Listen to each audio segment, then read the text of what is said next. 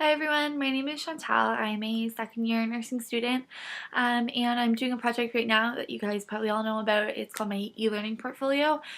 This week I just decided to take a little bit of a different approach to analyzing the content we've talked about in class and applying it to our nursing practice, and I hope you guys all enjoy it. And I guess I'll just start with what I guess consumer health informatics and eHealth really means. So like an overview, I guess, what is it, is a good question. And I've actually written a little bit of a list here on my phone. I'll read it to you here. What is it? Well, I think it definitely is how to be objective using your informatics. So nurses have to be really careful about how to use technology in this day and age because they can use it for good and they can also abuse their power using technology. So being taught this kind of stuff right now in university is really helpful for us down the road. It is also an accessibility to important medical information and devices. So lots of medical advice for people who may not be able to drive down the road to a walk-in clinic or may not be able to get an appointment with their doctor for another 2 weeks. So it definitely makes healthcare a lot more accessible, which is really important, I think. I also think that it's the ability to share information with others. So other people who might have had similar experiences with like you. I mean, I can, for example, think of my mom going through breast cancer, and she was able to use some resources that were provided to her, but also that she was able to find on her own because they're so accessible now, and kind of communicate with others who had gone through similar situations to kind of know what to expect and how to deal with it in the best way possible. It's also being aware of the pros and cons of health informatics. So like I said, being aware that it can be used for negative uses as well, and being cognizant of that while using the technology. Technology is a great thing. It's evolved so much over even the last 5-10 years.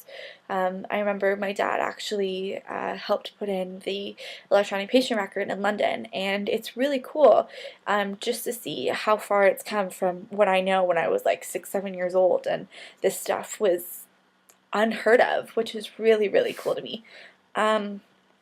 It's also knowing as a nurse how to use it in our practice, so using it properly, using it to our best advantage. So how can we save time, how can we make things go along more smoothly so we can get to more patients and address more of their concerns.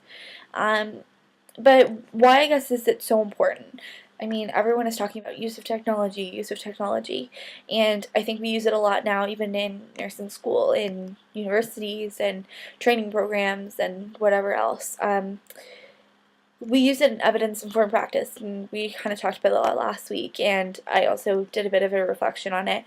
You guys can go back to my PowerPoint, but I definitely think evidence-informed practice is the future of healthcare, not just of nursing, but of all healthcare, because evidence-informed practice revolves around using facts as a basis for understanding how to best deal with situations, but also looking at other parts of the situation rather than just all research, which is really important. So using the technology is really great because it gives you access to all of this information and research. So instead of just spending your time doing the research to have the facts, you can focus on other important key aspects like, observations and stuff like that, which are also equally as important in nursing care and planning for practice.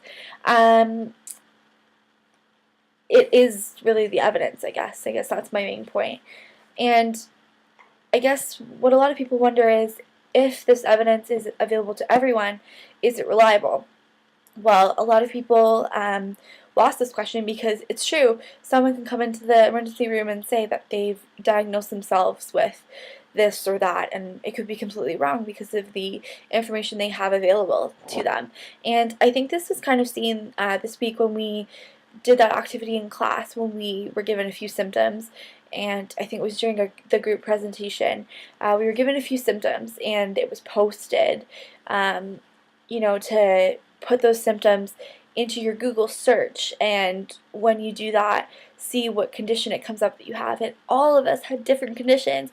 That just blows my mind because of the customized searching that Google and all of these other sites use now. It's just really, really cool to me.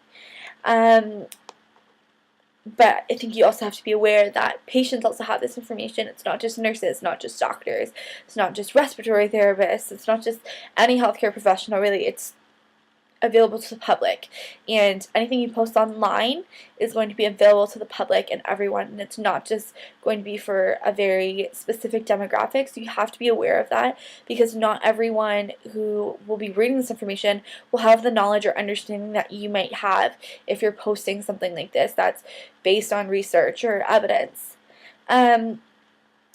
Patients, do we think they have access to incorrect health information? 150%.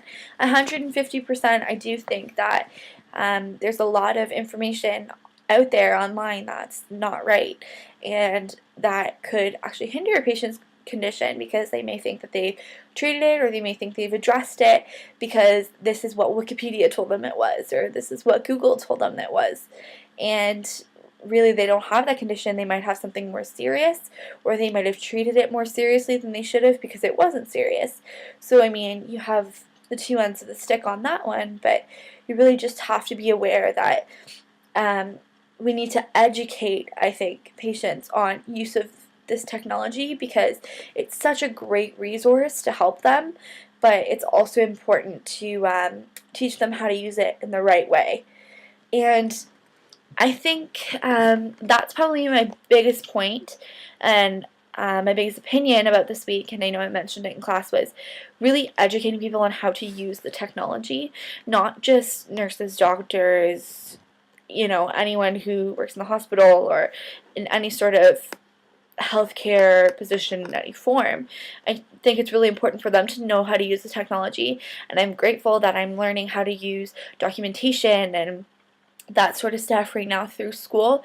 But I also think it's really important that patients know how to use the tools at their disposal, because like I said, a lot of them are not going to have correct information, so you really just have to be aware of that. Something even as simple as, anytime someone comes into the doctor's office, or they come into Emerge, and they're coming in for things that maybe, they don't need to have to be taking up another seat, rather than someone who really needs it being in there. And you might be able to educate them and say, here, you know what, here's a phone number for telehealth. If you feel like this again, call telehealth, and they might be able to address your concerns or provide more information on what you can do or where you can go. I know that personally I had an experience where I called telehealth and they told me they didn't know what the symptoms were, but they sounded very severe and I should be going to the hospital right away. Whereas some people I know who call telehealth and they're like, oh, you know what, it's just a cold, you're going to be okay, just make sure you're taking Advil, Motrin, and that sort of stuff does work a lot of the time. It's also accessible to almost everyone.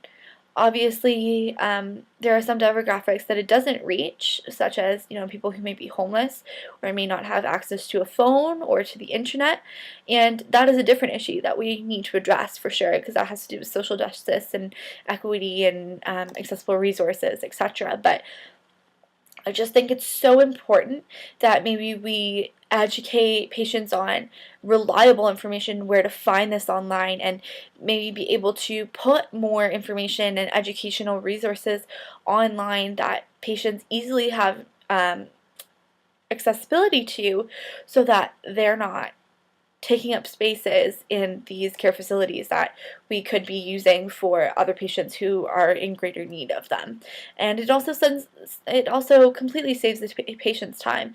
I mean, if you live in Woodstock and your closest hospital is a 30-minute drive because it's on the other end of the city, or, lots of people have that sort of issue. People who live in rural communities, they don't necessarily always have access to very close and quick medical care and healthcare, and I think that's really important for us to address that and make sure that in the day and age where we have the opportunity to benefit from these resources, not just using it for our benefit as healthcare professionals, but passing that benefit on to patients.